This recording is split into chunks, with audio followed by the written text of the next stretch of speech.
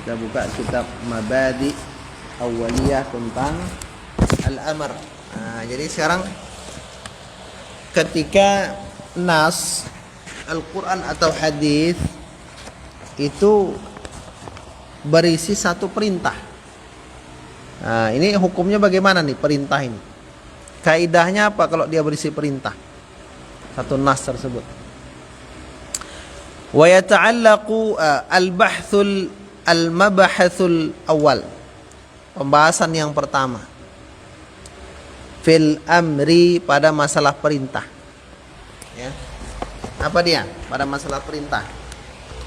Wa huwa talabul fi'li minal a'la ilal adna. Yang dikatakan perintah itu tuntutan berbuat, yang mana tuntutan itu datang dari yang lebih tinggi kepada yang lebih rendah.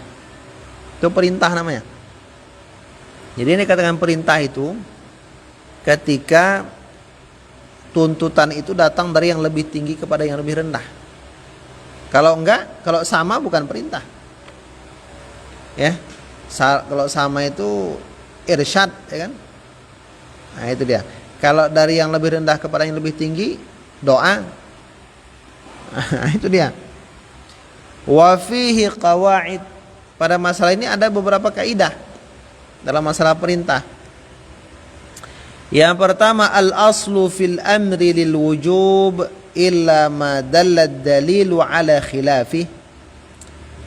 Bermula, ya, asal pada perintah adalah untuk kewajiban. Jadi setiap perintah itu asalnya untuk kewajiban. Ya ayyuhalladzina amanu apa? Wa aqimus shalah wa atuz zakah, perintah wajib. Ya kan? Itu wajib illa ma dallad dalilu ala khilafi, kecuali sesuatu yang dalil menunjukkan di atas menyelisihi wajib. Contoh, ketika Allah berfirman dalam Al-Quran wa aqimus shalah, dan tegakkan sholat, ini perintahnya apa nih hukumnya? Wajib. Kita kembali ke hukum asal, perintahnya wajib.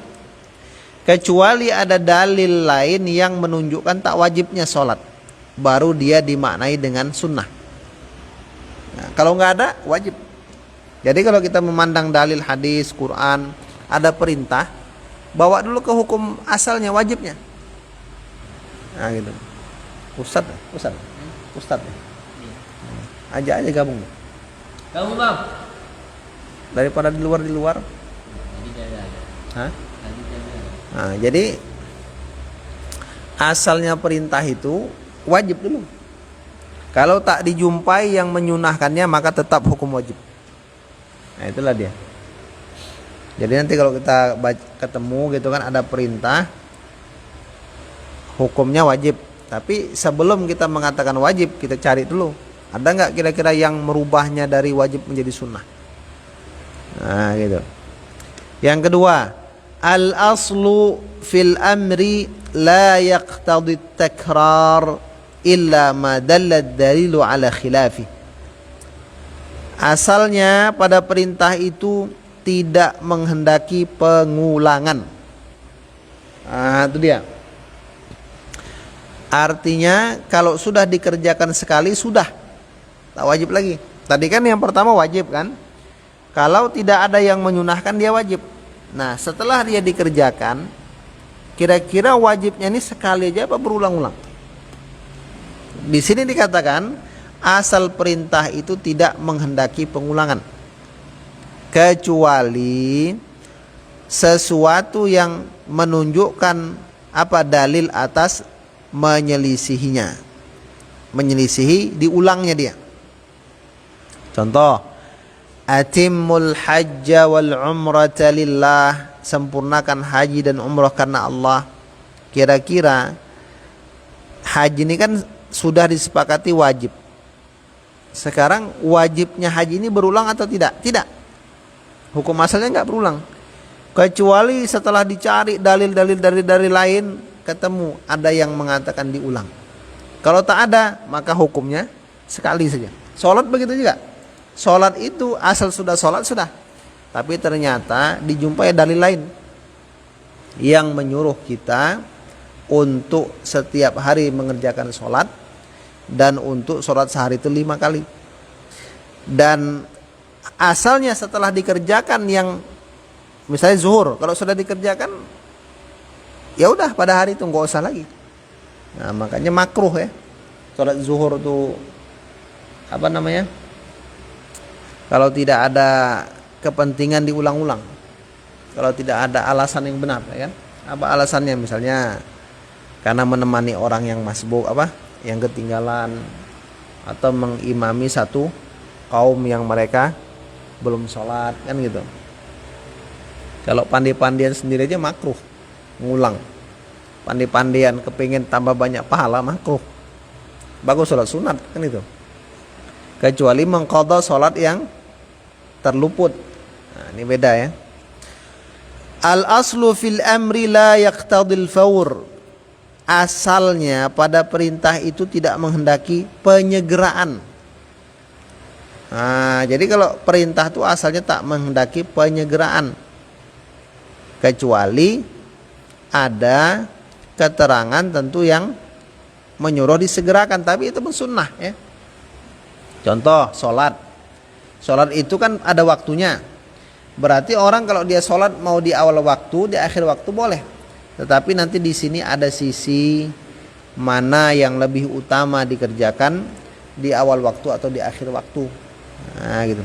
Li'annal gharda minhu ijadul fi'li, karena tujuan daripada perintah itu adalah mewujudkan perbuatan.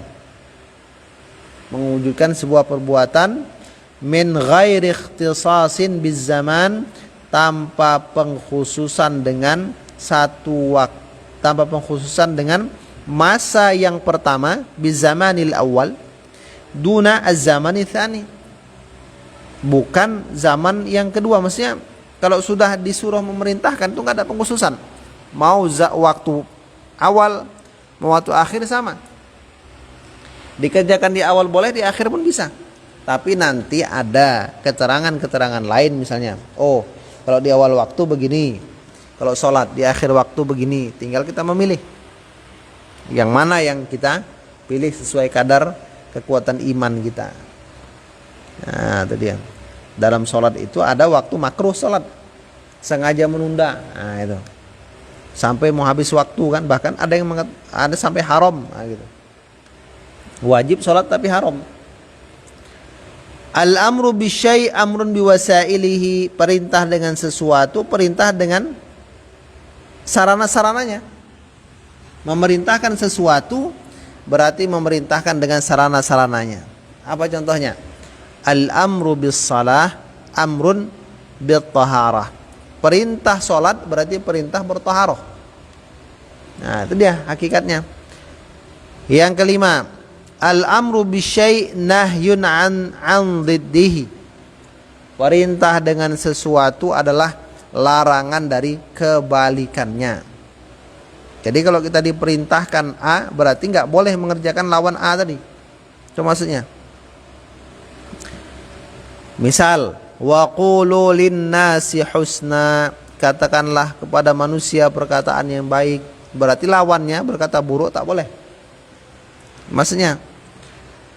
Yang terakhir, yang keenam, wa idza fu'ilal ma'muru bihi ala wajhihi, apabila dikerjakan sesuatu yang diperintahkan dengannya di atas wajahnya, sesuai dengan caranya, yakhrujul ma'mur, maka yang diperintahkan itu akan keluar an uhdatil amr, dari ikatan perintah. Maksudnya apa?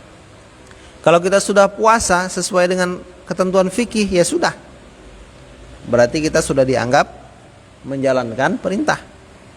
Kalau kita sudah sholat sesuai ketentuan fikih, berarti kita sudah menjalankan ikatan perintah. Itu dia. Fa idza adima syakhsul ma', ini contohnya, apabila seseorang itu kehilangan air, fatayammama, lalu dia sholat, lalu dia bertayamum, kan perintah tuh. Fa shalla, lalu dia sholat. Kharaja an uhdatil amr, dia telah keluar dari ikatan perintah. Fala qada'a alaih, maka tidak ada kewajiban qada atasnya. Idza wajadal ma, apabila dia mendapatkan air. Jadi pokoknya asal sudah dikerjakan sesuai aturan fikih, bertayamum dia sholat tak perlu mengulang.